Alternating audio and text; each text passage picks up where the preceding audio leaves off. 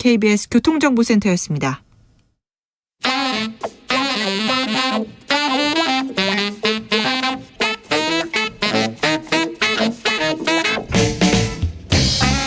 세계는 넓고 이슈는 많다. 우리의 시야를 국제적으로 넓혀보겠습니다. 국내 뉴스, 국제 이슈 다 덤벼라. 지금은 글로벌 시대. 국제적 토크의 세계로 들어가 보겠습니다. 군사 외교 안보 전문가 김종대 전 의원. 안녕하십니까. 세계적인 평론 스케일 임상훈 인문결 연구소장. 안녕하십니까. 네. 자, 군사 외교 전문가.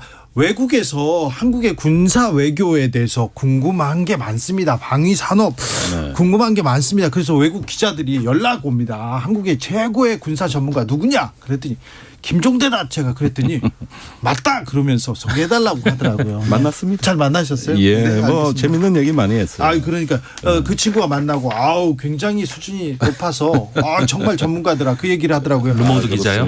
네, 그리고 여러 기자들이 그러는데. 네. 그런데 김종대 의원 고발당하셨어요? 네. 대통령실로부터 네. 아주 강한 네. 그 형사고발 네. 입장이 나왔고 곧 뭐 소장이 이제 날라오거나 그렇죠. 경찰 소환이 예상이 됩니다. 급이 조금 되네요. 대통령실에서 받았으니까. 참고로 저는 이명박 전 대통령 그리고 박근혜 전 대통령 다 직접 고소를 당한 유일한 사람입니다. 다 이겼어요 제가. 예, 제가 자, 멘토로 모시겠습니다. 알겠습니다. 근데 어떤 사안이에요? 예, 그 대통령 관저 이전 네. 관해서 좀 비선이 개입했다는 것을 네. 짐작케 하는 네. 어떤 그런 유튜브 방송이었어요. 예. 그런데 그것까지는 그냥 넘어가더니 그걸 가지고 다른 공중파 방송에서 한번 김어준 씨랑. 살짝 이걸 요약한 아주 짧은 인터뷰였는데 그쪽하고 저를 싸잡아서 같이 고소하고. 그렇습니까? 예, 됐습니다. 방송사까지요. 예. 그런데 저 군사 전문가시고 뭐 안보 전문가시고 그냥 하시는 얘기가 없는 분인데 예. 김종대 의원님. 아니 그래서 취재된 건 된 대로 안 된 건 안 된 대로 네. 한계까지 다 얘기를 했거든요. 네. 근데 최근에 언론 정책이 아주 강경합니다. 그래서 뭐 일부 유튜브 언론사 벌써 6번째 압수수색이 들어가고 그다음에 MBC 사태를 비롯해 가지고 굉장히 지금 강경하거든요. 그런 점에서 마침 제가 표적이 됐던 것 같아요. 그래요. 네. 네. 저는 언론 자유를 위해서 노력하시는 모든 분들의 그 고난에 같이 동참한 뜻으로 알고 잘된 일이다. 차라리 의연하게 하겠다는 입장입니다. 네. 괜찮을까요? 앞으로 어떻게 대응하실 건지만 물어보겠습니다. 예, 일단 취재원이 존재하기 때문에 네. 그분들의 진정성을 저는 믿고 있고. 그런데 그 사실이라도 취재원을 공개하기 굉장히 좀 곤란할 수가 있잖아요. 그 사람들이 당할 일이 있으니까. 공개 안 했습니다. 그리고 그분들은 본인들이 판단하실 겁니다. 그래요? 예. 네, 알겠습니다. 국가를 위해서 공적 가치를 위해서 네. 본인들이 판단하실 겁니다. 아주 예전에 제가 현직 검사로부터 제보를 받고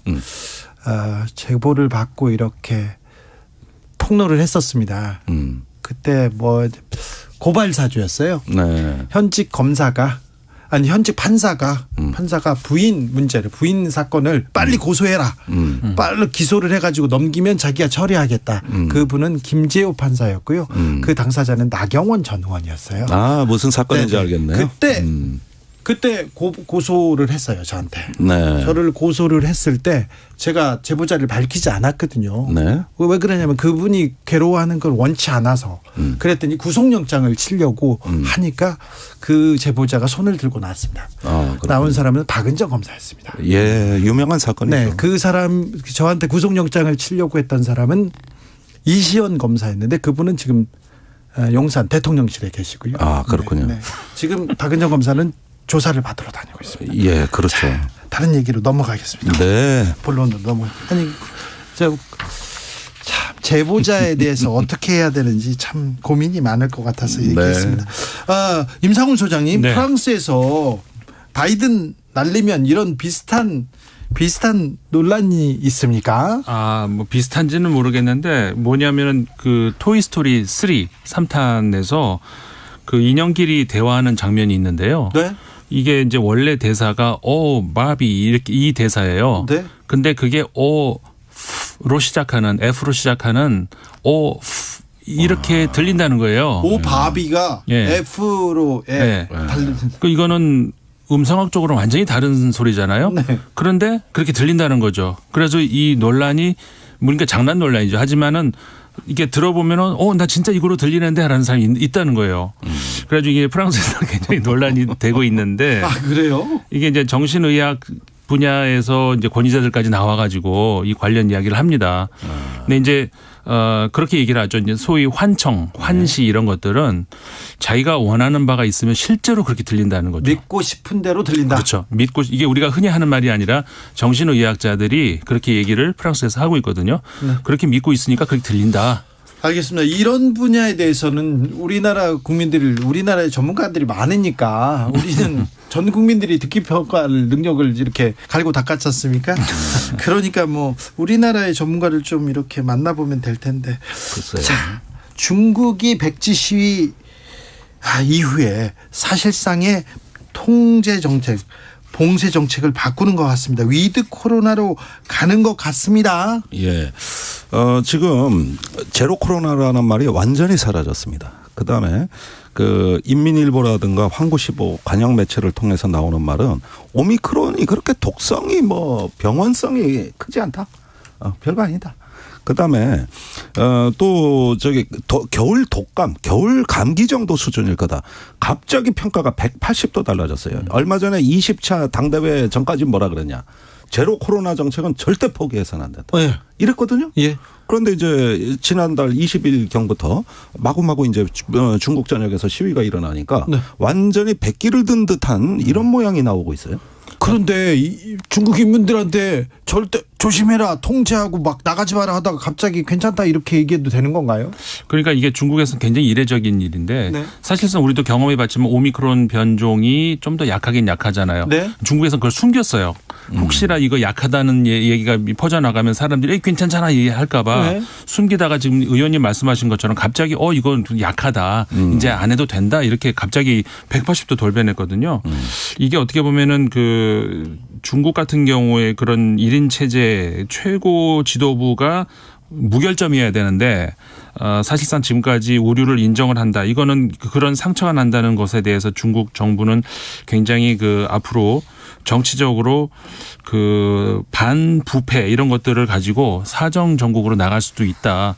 그렇지 않으면은 지금 이렇게 전반적인 그러니까 전방위적인 시위를 통해 가지고 정부가 후퇴했다. 이건 중국 정부가 받아들일 수 없는 일이거든요. 이게 앞으로 좀 중국 정부가 어떻게 대응할지 좀 지켜봐야 될 것 같아요. 그런데 이게 그렇다고 하루아침에 위드 코로나로 갑자기 서구와 같은 수준으로 바뀌는 것은 아니고 굉장히 위험하죠. 예, 이제 조금씩 풀어 내년 상반기나 돼서야 이제 위드 코로나라고 부를 만한 상황이 된다는 건데 네. 문제는 말입니다. 이렇게 되면은 이제 논점이 달라지는 것이 이제 중국 백신과 서구 백신의 우열이 확연히 드러나는 국면이 되는 겁니다. 그러니까요. 이건 중국의 위신 추락이에요. 중국의 시노벤 백신이라는 게 이게 원리가 보니까 죽은 바이러스에다가 치료제가 전달이 되는 거거든요. 얹어서. 그런데 서구에서 하는 거는 메신저 RNA 백신이라 그래가지고 유전 물질에다가 이 메신저로 활용해서 면역 체계를 일깨우는 겁니다. 우리 몸에. 그런데 이게 혁명적이거든요. 한 번도 없었던 방식의 서구가 의료혁명에 마침내 신지평을 연 거예요. 그렇죠. 코로나 이 위기에. 성과를 인정 안 하고 있단 말이에요. 그렇죠. 중국이. 예. 그러다 보면은 과학과 이성에 대한 어떤 중국의 이 권위주의 체제의 어떤 후진적인 모습이 드러났을 때 이때가 문제가 되는 거죠. 김종대 위원님의 판단 분석대로라면 중국 백신이 파이자나 모더나에 비해서 좀 떨어진다. 예방 능력이 떨어진다 이렇게 보시는 거죠. 임상훈 사장님도 비슷하게 봅니다. 아니 그거는 객관적인 수치로도 다 드러난 거니까. 그런데 그러면요 앞으로 위드 코로나로 가면 코로나가 중국을 휩쓸 건데요. 그걸 어떻게 대비하고 어떻게 대응하느냐에 따라서 중국 경제가 이렇게 무너지거나 흔들리면 전 세계 경제, 우리 경제도 마찬가지고 이게 걱정입니다. 그러니까 이게 지금 굉장히 잘못된 것이 지금에 와가지고 이제 갑자기 이제 확 물러섰는데 그러니까 시위가 이 정도까지 확산될 줄 몰랐겠죠. 예? 그러니까는 어쩔 수 없는 그런 상황이라고 볼 수는 있지만 이미 코로나 대응에서부터 잘못된 건 분명 확실해요. 전 세계는 한번 코로나가 지나갔는데 또 중국에서 다시 중국발 그렇죠. 이거 걱정이에요. 이 면역 체계가 제대로 안 갖춰졌거든요. 예? 오히려 지금 그 제로 코로나를 이제 버리고 위드 코로나로 간다라고 이런 그 정부의 그 방침이 바뀌면서부터 오히려 중국에서는 젊은 사람들은 환호를 하지만 노인들은 갑자기 위축되는 그런 경향이 있어요. 갑자기 이제 나이가 든 분들은 가게를 문을 닫는다. 그러니까 면역 체계가 그렇게까지 갖춰지지 않은 상태에서 갑작스러운 변화거든요. 네. 이게 중국 그 백신이 효과가 떨어진다는 것이 수치로도 나오기 시작하면서 그러니까 초기에는 뭐 이해할 수 있죠. 우리는 경쟁 체제에서 우리 게 낫다. 왜냐하면 조금 전에 김종대 의원님 말씀하신 것처럼 그 RMA 그 방식이 mRNA 방식이 네, 그 전에는 사실은 그 잘 증명이 안 된 그런 과거에는 없었으니까. 근데 중국에서는 이게 증명된 바 없다 그러면서 자기식으로 전통 방식인데 이렇게 하려고 했다가 결국은 이게 효과가 떨어지는구나. 그리고 그러니까 이 확진자를 막는 데도 떨어졌지만 중증으로 가는 것도 사실 떨어졌거든요. 그랬으면은 그다음에 부스터샷을 바로 이렇게 재빠르게 그러면 인정을 하고 옮겨갔으면 되는데 그걸 안 해버린 거죠. 그 중국에서는 지금 그 이미 인민들도 이 중국식 그러니까 시노백의 효과가 떨어진다는 걸 다 알고 있어요. 그러니까는 안 한다는 거 접종을 안 해요. 그 이제 3차, 4차를 안 해요. 그런데 지금은 어쨌든 뭐 통제로 그리고 봉쇄로 막아왔는데 코로나 막을 수 없잖아요. 우리가 봤잖아요. 전 세계에서 봤잖아요. 코로나가 중국을 한번 휩쓸기는 할 것 같아요. 그럼. 그렇습니다. 이게 그래서 지금 전 세계 걱정이 된 거예요. 그렇죠. 이제 중국발 대유행이 시작되는 거 아니냐. 예. 전 세계가 가까스로 이렇게 이제 안정돼 가고 있던 터에 중국의 대규모 환자 발생이 있을 때 이 전 세계가 그거 남의 일이 아니란 말이죠. 그렇죠. 이제 다 전 세계로 확산이 될 거고 그다음에 중국 경제는 더 무너지고 지금 중국에요. 우선 응급 의료 체계가 중증 환자를 수용할 수 있는 체제가 대단히 기반이 취약하다면서요. 열악하죠. 예, 그리고 여러 가지 어떤 이런 예방 또 어떤 그 환자 수용 이런 부분이 부족하다 보면은 이것이 어쩌면은 내년에 어떤 중국의 또 다른 대유행으로 됐을 때 그 피해는 전 세계로 확산이 된다는 거죠. 그렇죠. 그렇다면은 이제는 서구에서도 중국의 반역 정책에 관여할 가능성이 굉장히 높습니다. 예. 어떤 서구에서도 또 지원을 해줘야 되겠다는 제안을 내놔야 돼요. 중국 보고 스스로 하라고 할 수가 없으면 서구하고 긴밀하게 이런 방역 문제 협의하자. 이렇게 해서 또 새로운 관계 맺기도 갈 수도 있는 거거든요. 어떻게 보면은 그 제가 방역 전문가 아닌데 이런 말씀 드리는 게 좀 조심스럽긴 합니다만은 현실적으로 가장 그 현실 가능성이 있는 그 방식은 지금이라도 중국 정부가 빨리 인정하고 그 부스터샷의 경우라도 그 파이자나 모더나 등 뭐 약간 아스트라제네카가 됐던 서구에서 만들어낸 걸 받아들여야 돼요. 그게 거의 그 외에는 지금으로서 다른 방법이 저는 안 보입니다. 저는 그렇게 되는 순간 여태까지 쌓아올린 시진핑의 위신에 절반은 무너진다고 봅니다. 근데 그 이후에 너무 위험해요. 그러니까 여태까지 중국이 서구의 팬데믹, 미국에서 엄청나게 팬데믹이 확산될 때 자기네 체제가 승리했다고 선전을 해왔단 말이에요. 이게 가짜가 되는 거예요. 그렇죠. 이렇게 무너져 버리면 가짜인지는 중국 사람들도 다 알 거예요. 이번에 월드컵 경기 보고 알았죠. 알았죠. 네. 예.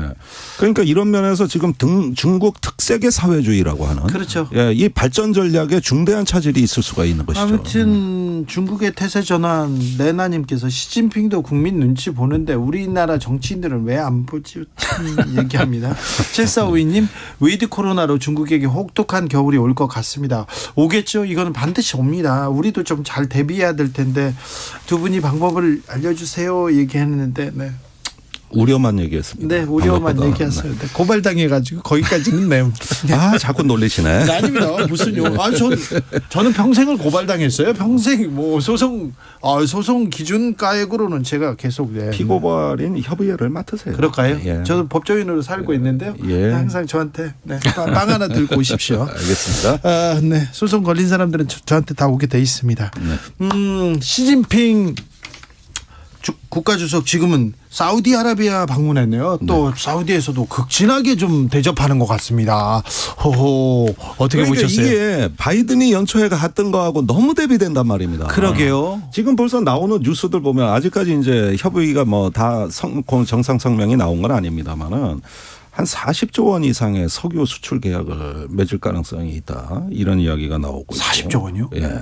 그러니까 이거 사우디 석유 수출의 3분의 1을 중국이 사갑니다. 예. 이것을 더 확실하게 보장하면서 더 안정적인 공급망을 협의하게 되면 이거 미국으로선 정말 약오르는 얘기입니다. 이거는 미중 간의 사우디에서의 어떤 강대국 경쟁에서 중국이 이기는 얘기예요. 그러니까 이거 참 미국으로서는 고통스러운 얘기가 되는 거고, 그 외에도 지금 그 중국 기업들이 이제 사우디 어떤 개발이나 그 네옴시티 사업에 참여한다든가 뭐 몇 가지만 곁들이게 되면은 이건 뭡니까? 바이든이 스타일 다 구겨가면서 그 봄에 가가지고 아무런 성과도 못 가고 너무 대비되는 거거든요. 그런 점에서 이번이 자존심 싸움이다. 이 강대국 경쟁의 전략 경쟁의 자존심 싸움이 돼버렸다. 이 점에서 또 이런 기사도 나옵니다. 사우디가 일부 1처제를 포기했다. 그러니까 이게 뭐 우리 여성단체가 그에는 참 민감한 얘기입니다만 네. 미국과의 왜 이런 양자 동맹 결혼 강요에만요 우리 여러 건을인다. 뭐 이런 식의 이게 사우디 몸값이 계속 올라가는 거예요 지금. 예, 여성 관련된 얘기는 아닙니다. 네. 미국과는 사우디는 진짜 어떻게 보면 그냥 베프였어요. 베프 중에 베프였는데 그렇죠. 거의 동반자 관계였는데 그게 금이 갔다는 얘기입니다. 임상훈 소장님은 어떻게 보셨어요? 그러니까 다른 걸 떠나가지고 사우디아라비아의 현재 빈살만 그 왕세자 같은 경우가 외교를 전략적으로 굉장히 잘하고 있는 건 분명합니다. 이것이 그 어떤 그 명분 싸움에서 그것이 어떤 그런 판단을 지금 말씀드리는 것이 아니고 전략적인 사우디아라비아 입장 지금까지의 누가 봐도 친미국가였는데 전혀 지금 그런 모습이 아니거든요. 최근에 그 오펙 플러스 회의에서도 미국이 그렇게 석유 좀 증산해라는데 그 말을 또 안 들어요. 감산하겠다고 얘기해버리죠. 여러 가지로 지금 미국 입장에 바이든 대통령 입장에서는 굉장히 자존심 상하는 일이 계속 발생하고 있거든요. 네. 결국 사우디아라비아의 외교 승리죠. 네. 그러게요. 아무튼 국가 이익을 위해서는 또 이렇게 외교를 그렇죠. 다각하는 것도 좀 그렇죠. 네, 바람직하다. 좀 빈살만 왕세자는 가서 굳이 얘기하시려고 그러죠. 네. 인권적으로는 좀 좋은 분은 아닌데 아무튼 외교적으로는 굉장히 큰 영향력을 넓혀가고 있습니다. 김종대 의원에게 올해의 인물은 누굽니까? 아 저한테요? 네. 부인은 안 됩니다 여기서. 아 그렇습니까? 네. 주진우도 안 됩니까? 네, 안 됩니다. 네, 그러면 두 분을 제외하고 네. 예, 저는 젤렌스키 대통령을 강력 추천합니다. 아 그렇습니까? 네. 임 소장님은요? 뭐 젤렌스키 대통령 뭐 당연히 그러니까 그 여러 가지 의미로 그래요. 올해의 인물이다 이렇게. 타임즈에서도 올해의 인물로 젤렌스키 우크라이나 대통령을 선정했습니다. 자, 여러 가지 의미라고 말씀드리는 것이 사실 젤렌스키 대통령은 우리가 이제 그 러시아의 공격을 받고 있어서 그런 이야기를 할 겨를이 없어서 그렇지 우크라이나 대통령 입장에서는 굉장히 큰 그 20세기 실수를 한 그 대통령이 된 것이고요. 일단 전쟁을 발발시킨. 그렇죠. 전쟁, 그러니까 어떠한 이런 얘기 우리 많이 하잖아요. 어떤 명분, 뭐를 다 들이대도 어쨌든 전쟁은 막아야 되는 거 아니겠습니까? 막아야죠. 전쟁을 막지를 못했어요. 네. 그것도 굉장히 그 미숙한 그런 외교 그런 실수들을 많이 저지르는 바람에 전쟁까지 간 그런 책임을 분명히 이건 나중에 이제 물어야 되는 거, 역사에서 물어야 되는 것이고요. 예. 하지만 어쨌든 러시아가 침략을 했기 때문에 전쟁이 일어났을 때는 또 이렇게 그렇죠. 맞서 싸웁니다. 맞서 싸워야죠. 도망 안 가고 그거는 이제 당연히 높게 평가를 해야 되는 것이고 예. 특히 이제 그 우크라이나 대통령보다는 우크라이나 국민들 사실 우크라이나 국민들에게 저는 올해의 인물들 를 오히려 저도 우크라이나 국민들한테 올해 인물 네. 이렇게 박수를 보내겠습니다. 네. 예, 사실은 그 부총리 겸 디지털 혁신부 장관 미하일 페로도프 장관이 사실은 기여도가 아주 높고 저는 그 사람을 영웅이라고 봅니다. 네. 예, 모든 트위터 전쟁을 다 진두지휘했고 일론 머스크를 끌어들였고 이렇게 해서 전세를 바꾼 사람인데 젤렌스키는 코미디언 출신이고 예. 나름대로 어떤 국민들한테 영감을 줬던 것이죠. 예. 근데 국내 언론에 안 나온 대목이 하나 있어요. 예. 전쟁이 나고 러시아 특수부대 알파팀 두 팀이 키이우에 들어왔습니다. 체포조였어요. 예. 이때 바이든이 젤렌스키를 독일로 망명시키고자 했는데 네. 젤렌스키 경호팀 내에서 러시아 협조자가 있었습니다. 그날 이제 경호팀끼리 총격전을 벌였어요. 그러고 나서 이제 독일 망명이 안 되자 폴란드로 이번엔 빼내려고 했습니다. 그래서 미국 특수부대 헬기가 들어갑니다. 실어서 폴란드로 날아가려고. 네. 이때 거부하고 죽어도 여기서 죽겠다. 이러면서 저 안가를 4번 옮겨 다니면서 장관들도 못 만났어요. 예. 이 러시아 저격조가 이번엔 들어왔습니다. 예. 그래가지고 피해 다녔는데 이때 우크라이나 완전히 망한 나라였습니다.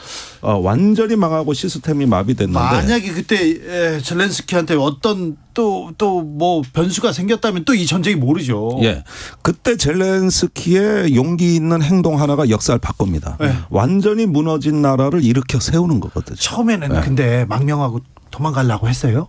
그거를 일단은 미국이 망명시키고 싶어 했어요. 희생이 커진다. 왜 싸우냐. 상대가 안 되는데.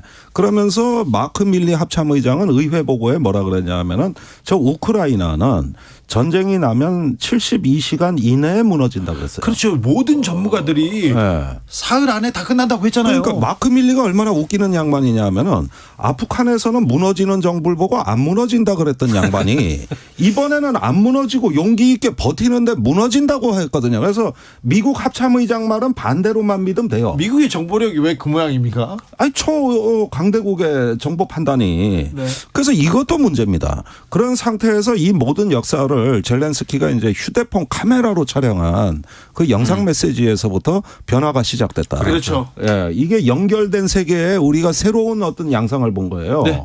그런 점에서 또 그 밑에 디지털 참모 부총리 미하일 페로도프는 모든 실리콘밸리의 기업을 끌어들이면서 네. 이 무너진 나라에서 정부 기능을 유지하고 반격 작전을 가능하게 한 인물입니다. 네. 영웅들이죠. 이 상황 그러니까 우크라이나 전쟁에서 있었던 일 우리가 조금 좀 분석해보고 해석해봐야 됩니다. 그리고 이 전쟁이 미치는 파장들 경제적 영향 우리는 어떻게 될 건지 동북아에 미치는 영향 공부도 좀 꼼꼼히 해야 될 것 같아요. 근데 걱정이 푸틴 러시아 대통령의 이 미치광이 전략입니다. 핵무기 얘기 또 합니다. 또 네. 언급합니다. 핵무기는 방어와 반격 수단이다 이렇게 얘기해서 긴장 고조시킵니다. 어떻게 됩니까? 예, 그런데 그 직전에 있었던 사건을 눈여겨보셔야 되는데 5일하고 6일 날 그 러시아의 우크라이나 접경 지역에서 거리가 멀지 않은 그 비행장 여기에 우크라이나에서 보낸 것으로 추정이 되는 드론이 날라와가지고 비행기를 파괴하고 사람을 사망케 했거든요. 드론이 러시아 아니라 지역을. 2번이나. 네. 예, 이렇게 되자 여기에 대한 반응으로 핵무기 얘기를 또 꺼낸 것 같습니다. 그런데 왜 우크라이나가 그러면 그 비행장에 드론을 보냈겠느냐? 거기가 중력 핵폭탄을 투하하는 핵폭격기가 발진하는 장소로 보여지거든요. 그러니까 이게 우크라이나도 우리도 킬체인 전략을 쓸 수 있다. 네. 핵을 쏘면은 그거를 탐지해서 그 발진 기지를 제압할 수 있다. 이걸 보여준 거거든요. 이게 우크라이나식 킬체인인 작전이라고 보여지는 거고. 네. 그러자 푸틴은 핵무기는 방어 수단이자 반격 수단으로서 이거는 러시아가 얼마든지 또 쓸 수 있다는 이런 어떤 무언의 메시지를 또 내보내는 거거든요. 이런 어떤 고도의 전략적 심리전이라고 저는 생각이 돼요. 사실 이번 그 드론 공격이 2월 전쟁 이후로 사실 뭐 러시아 본토가 처음 공격받은 거잖아요. 네. 이번 공격이. 근데 그 말씀하신 것처럼 김종대 의원 말씀하신 그런 중요한 군사 시설이 만약에 거기 있다면은 아니 러시아가 이 드론 몇 대 가지고 공격을 받아가지고 사망자까지 나올 정도로 그렇게 허술할 수가 있을까? 또 한 번 러시아의 어떤 그 치명적인 그 허점을 드러낸 거 아닌가 그런 생각이 또 들 수밖에 없고요. 네. 근데 여기에서 약간 뉴스에서 조금 소홀히 취급되는 건 뭐냐면은 여전히 그 벨라루스입니다. 지금 세르베이 쇼이구 러시아 국방장관이 벨라루스에 들어간 것으로 확인이 됐고 비밀 조약을 맺은 걸로 돼 있어요. 내용은 아직 밝혀지지 않고 그다음에 벨라루스에 수천 명의 러시아군이 계속 확인되고 움직이고 있고 러시아가 벨라루스한테 참전을 강하게 압박하는 거예요. 예. 그러면서 벨라루시가 최근 군부대 이 작전 배치 이동이 시작됐다는 뉴스가 나오고 있어요. 이게 단신으로 나오고 있습니다만 굉장히 중요한 기사입니다. 그런 점에서 일단은 겨울 전쟁에서 러시아를 일단은 전쟁 범위를 일단은 벨라루시 쪽으로 확산시키면 폴란드가 이제 목전에 위협을 갖게 되고요. 그다음에 우크라이나에 대한 새로운 포위 전략이 생기는 것이죠. 러시아 입장에서는 서진을 하는 거죠. 그렇습니다. 전쟁이 장기화될 것 같네요. 네, 겨울 전쟁이 의외로 어려운 전쟁이 될 거라는 거. 알겠습니다. 이 점은 좀 감안해야겠어요. 이란 반정부 시위는 어떻게 되고 있습니까? 어떤 결말을 맞을 것 같습니까? 이게 참 어려운 문제인데요. 분명한 것은 최근에 중국의 백지 시위도 그랬습니다만은 이란의 경우 이번 시위 같은 경우도 전에 볼 수 없었던 아주 네. 심각한 이란 정부 입장에서 심각한 상황으로 전개되고 있거든요. 최근 들어와 가지고는 굉장히 이란 경제가 굉장히 어려운데 그럼에도 불구하고 소상공인들 중심으로 해가지고 대규모 파업이 들어갔어요. 그러니까 그들 같은 경우도 파업을 할 경우 자신들에게 어떤 피해가 간다는 걸 알면서도 지금 하는 거거든요. 이 정도까지 반정부 시위가 거세진 적이 있을까 싶을 정도로 어떻게 보면 이란 정부가 호메이니 혁명 이후로 가장 힘든 그런 시간들을 보내고 있다. 이거는 분명해 보입니다.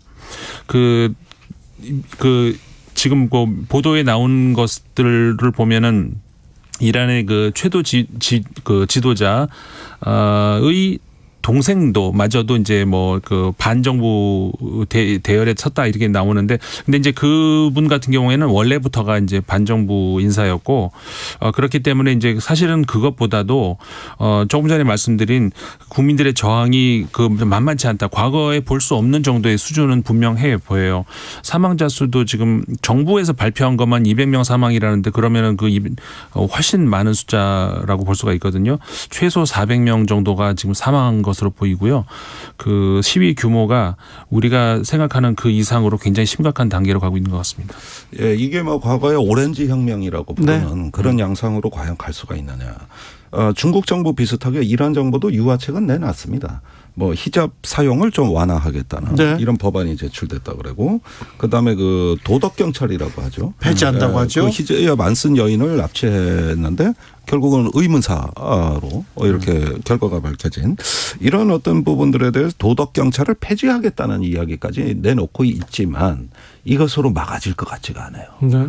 예, 지금 더 많은 어떤 자유와 인권 이런 걸 요구하는 건 근본적인 이란 사회의 변화를 요구하는 단계로 지금 진화하고 있거든요. 네. 그런 어떤 시민혁명의 요소가 조금씩 나타나고 있다고 한다면은 이것은 정치적 변화를 아무래도 수반할 수 있는 이런 가능성을 염두에 둬야 될 것 같고 그러한 이란 정세의 불안정은 중동 전체로 파급된다.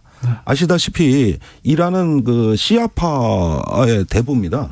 여기가 종주국이에요. 그렇죠. 그래서 곳곳에서 내전이 벌어지고 종족 간의 갈등이 있는 그 시아파 세력의 어떤 근거지가 바로 이란이 되는 거거든요. 그럼 여기서 예멘 전쟁에도 영향을 미칠 수가 있죠. 지금 예멘도 아직까지 내전이 심각한 상황이고요. 네. 아랍에미레이트에도 이게 영향을 줄 수가 있는 것이고 그래서 이 수니 시아파 간의 어떤 종족 분쟁에 이게 묘종의 또 도화선 역할을 또 할 수 있다는 점에서 중동 정세의 복잡성을 한층 가중시킬 것이다. 네.